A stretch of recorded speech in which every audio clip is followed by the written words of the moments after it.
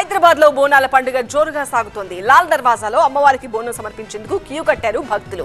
అర్ధరాత్రి నుంచే అమ్మవారికి బోనాలు సమర్పించడం ప్రారంభమైంది. అమ్మవారి కోసం ప్రత్యేక ఘట్టం ఏర్పాటు చేశారు.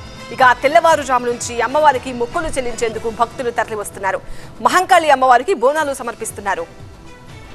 లాల్ దర్వాజా ఆలయం దగ్గర 5 క్యూ లైన్లు ఏర్పాటు చేశారు అధికారులు.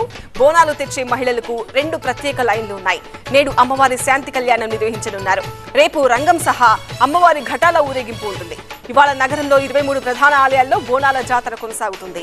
ఓల్డ్ సిటీ లాల్ దర్వాజా సింహవాహిని అమ్మవారి ఆలయం వద్ద నుంచి మరింత తాజా సమాచారం అందించేందుకు మా కొలీగ్ జ్యోతి మనకు లైవ్ లో అందుబాటులో ఉన్నారు. జ్యోతి, అక్కడ భక్తుల సందడి ఎలా ఉంది? అమ్మవారి దర్శనానికి ఎంత సమయం పడుతుంది? ఎక్కడ చూసినా పండగ వాతావరణం, ప్రతి ఇంట బోనాల సందడి. ఎంతో ఘనంగా లాల్ దర్వాజా సింహవాణి శ్రీ మహంకాళి అమ్మవారి బోనాల జాతర ఘనంగా ప్రారంభమైంది. గోల్కొండలో ప్రారంభమైనటువంటి ఈ బోనాల జాతర నేడు మహంకాళి అమ్మవారి దగ్గరికి రావడం జరిగింది. దీంతో భక్తులు భారీ సంఖ్యలో వచ్చి అమ్మవారికి మొక్కులు చెల్లించుకుంటూ ఉన్నారు, బోనాలు చెల్లించుకుంటూ ఉన్నారు. ప్రస్తుతం మనం అమ్మవారి టెంపుల్ దగ్గర ఉన్నాము. ఉదయాన్నే క్రౌడ్ కూడా విపరీతంగా కనిపిస్తోంది.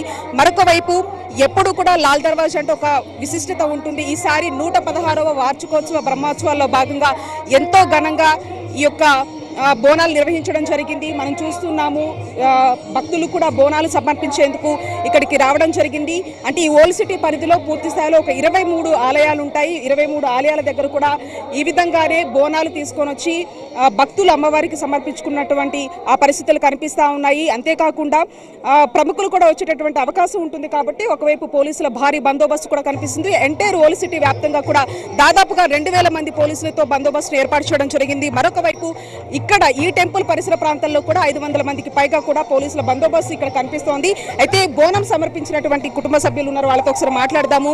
హాయ్, ఎలా అనిపిస్తోంది నీకు? అమ్మవారికి బోనం సమర్పించావా? అవును. ఎలా అనిపిస్తోంది?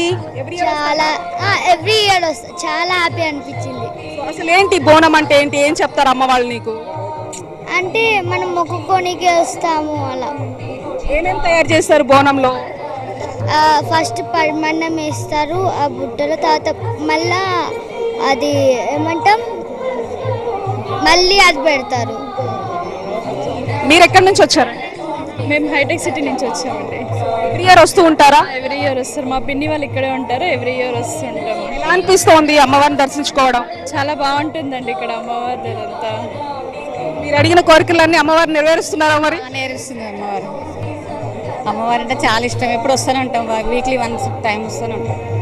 సో అరేంజ్మెంట్స్ ఏ విధంగా ఉన్నాయి? చాలా బాగున్నాయి. మాకైతే ఎక్కడ లేనంత బాగున్నాయి ఇక్కడే అమ్మవారికి. మీరు ఎక్కడి నుంచి వచ్చారండి? మేము శంషాబాద్ ఎలా అనిపిస్తుంది అమ్మవారిని దర్శించుకోవడం? బోనం సమర్పించారా? చేస్తాం. ఎవ్రీ ఇయర్ వస్తూ ఉంటారా? వస్తుంటాం. మనం చూస్తూ ఉన్నాము, ఎక్కడ చూసినా కూడా భక్తులు అమ్మవారిని ఆ బోనంకి సమర్పించేందుకు వెళ్ళడం జరుగుతోంది.